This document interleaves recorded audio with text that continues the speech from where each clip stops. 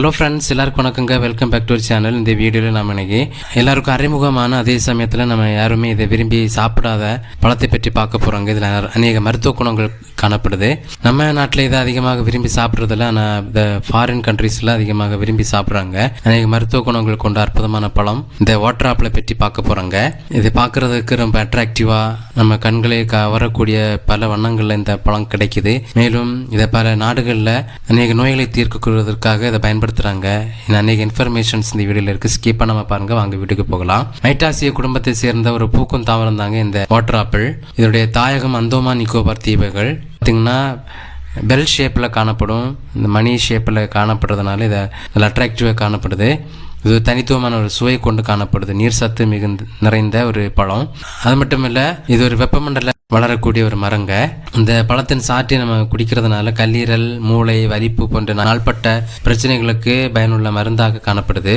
இந்த வாட்டர் ஆப்பிளை பல பேரில் கூப்பிடுறாங்க. பன்னீர் ஆப்பிள், தண்ணீர் ஆப்பிள், சாம்பை, மிளகு கூப்பிடுறாங்க. கூடிய சத்துக்கள் பார்த்தீங்கன்னா விட்டமின் சி மற்றும் vitamin A, calcium, potassium, magnesium, phosphorus, புரதம், நார்ச்சத்து இன்னும் அநேக சத்துக்கள் இதில் காணப்படுது. வெளிநாடுகளில் இந்த பழத்தை அதிகமாக விரும்பி சாப்பிட்றாங்க. ஆனால் நம்ம நாட்டுகளில் இதை அதிகம் மக்கள் விரும்புறதில்லை. காணப்படக்கூடிய மருத்துவ குணங்கள் பார்த்தீங்கன்னா இதில் உள்ள பிளவேனாய்டுகள் என்னும் ஃபினாலிக் கலவைகள் இதய நோய், புற்றுநோய் மற்றும் முட்டுவலி போன்ற பிரச்சனைகளுக்கு சிறந்த தீர்வாக அமையுது. மேலும் மாசுகள், ரசாயனங்கள் காரணமாக செல்கள் சேதமடைவதை கூட இந்த பழம் தடுக்குது. இந்த நீராப்பிள் இருக்கும் ஆக்சினேற்ற பண்பு உடலில் உள்ள நச்சுகளை தீர்க்கிறதுக்கு பெரும் காரணமாக இருக்குது. இன்னும் பார்த்தீங்கன்னா சர்க்கரை நோய், புற்றுநோய் மற்றும் நோய் எதிர்ப்பு சக்தி, செரிமான பிரச்சனை போன்ற பிரச்சனைகள் வராமல் தடுப்பதற்கு இந்த பழத்தை பயன்படுத்துகிறாங்க. உள்ள சத்துக்கள் அதுக்கு உதவி செய்யுது. சரிங்களா?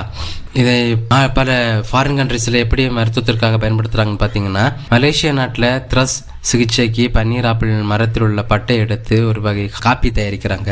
மேலும் இந்த ஆப்பிளின் சாறு மூளை மற்றும் கல்லீரல் பிரச்சனை எதுவும் இருந்தால் அதை சரி செய்வதற்கும் அந்த மக்கள் பயன்படுத்துகிறாங்க. இன்னும் பார்த்தீங்கன்னா பன்னீர் ஆப்பிளில் உள்ள பூக்கள் காய்ச்சலை சரி செய்வதற்கு பயன்படுத்துறாங்களாம். இன்னும் வயிற்றுப்போக்கை குணப்படுத்துறதற்கும் பயன்படுத்துறாங்க. சரிங்களா? இன்னும் பார்த்தீங்கன்னா கொலம்பியா நாட்டில் உள்ள மக்கள் பன்னீர் ஆப்பிளை உடலில் ஏற்படும் வலிகளை சரி செய்வதற்கு பயன்படுத்துறாங்க.